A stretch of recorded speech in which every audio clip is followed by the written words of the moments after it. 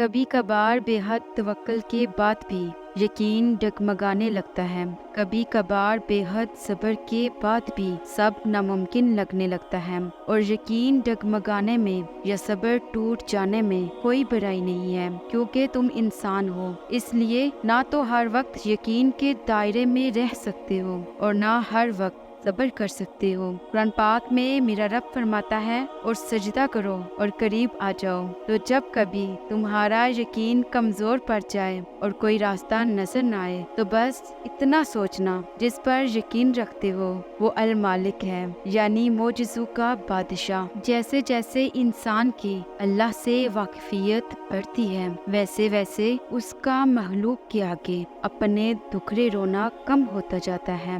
حضرت یعقوب علیہ السلام نے کہا تھا، میں اپنی پریشانی اور اپنے غم کی فریاد اللہ کے سوا کسی سے نہیں کرتا، اور اللہ سے جیسا میں واقف ہوں تم نہیں ہو۔ سنو، دلوں کے حال تم سے بہتر اللہ جانتا ہے، اور تقدیروں کے کھیل بھی اسی کے ہاتھ میں ہیں۔ تو پھر کیوں مطمئن نہیں، کیوں سوچوں میں گھیرے ہوئے ہو، کیوں اس کی بادشاہت پر یقین نہیں ہے، کیوں اس کے فیصلوں پر راضی نہیں ہو؟ جب اللہ سب جانتا ہے کہ کس وقت کیا بہتر ہے، پھر دل میں وسوسوں کا سوال ہی پیدا نہیں ہونا چاہیے۔ اگر ابھی بھی سوچوں میں ڈوبے ہوئے ہو، دل بے چین ہے، تو سمجھ جاؤ تم اس کے فیصلوں پر دل سے راضی نہیں ہو۔ صرف زبان سے کہہ دینا توکل نہیں ہوتا، بلکہ زبان کے اقرار سے پہلے دل سے راضی ہونا توکل ہوتا ہے۔ یاد رکھو، زندگی میں دکھ جس شدت کا بھی ہو، اللہ نے آپ کو آپ کے حصے کا سکھ بھی ضرور دینا ہے۔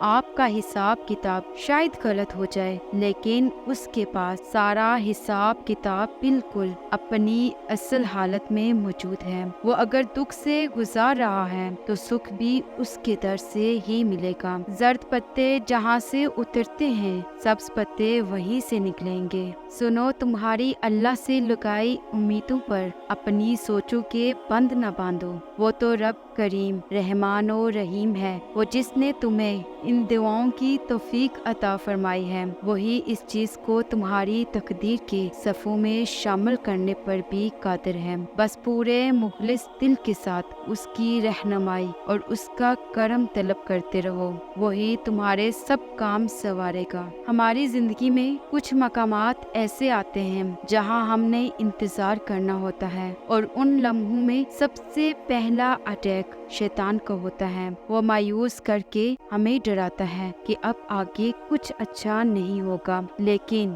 اگر ہم اپنا مکمل یقین اللہ تعالیٰ پر رکھیں تو وہ ایسے راستہ نکالے گا کہ جیسے پہلے کبھی کچھ ہوا ہی نہیں تھا۔ سکھ ایسے آئیں گے جیسے دکھوں نے تکلیف دی ہی نہیں تھی۔ حضرت ہاجرہ صفا اور مروہ کے درمیان دوڑ رہی تھی، یہ جانے بغیر کہ ان کو اللہ تعالیٰ کیسے نوازنے والا ہے۔ وہ صرف اتنا جانتی تھی کہ اللہ تعالیٰ پر یقین رکھ کے آگے بڑھنا ہے۔ نا امیدی یہ شیطان کا طریقہ ہے آپ کو مایوس کرنے کا، لیکن اگر ہم حضرت ہاجرہ سے ایک چیز سیکھتے ہیں تو وہ یہ ہے کہ جب چیزیں نا امید نظر آئیں تو ہمیں اللہ تعالیٰ پر یقین رکھتے ہوئے چلتے رہنا چاہیے۔ لوگوں کے پاس طاقت نہیں ہے کہ وہ آپ کا نصیب لکھیں، تو وہ دروازے جو دعاؤں سے کھلتے ہیں وہ لوگوں کی سازشوں سے بند نہیں ہو سکتے۔ اس لیے اللہ تعالیٰ کی قدرت پر یقین رکھیں کہ وہی کر سکتا ہے اور وہی کرے گا۔ پریشان نہ ہو،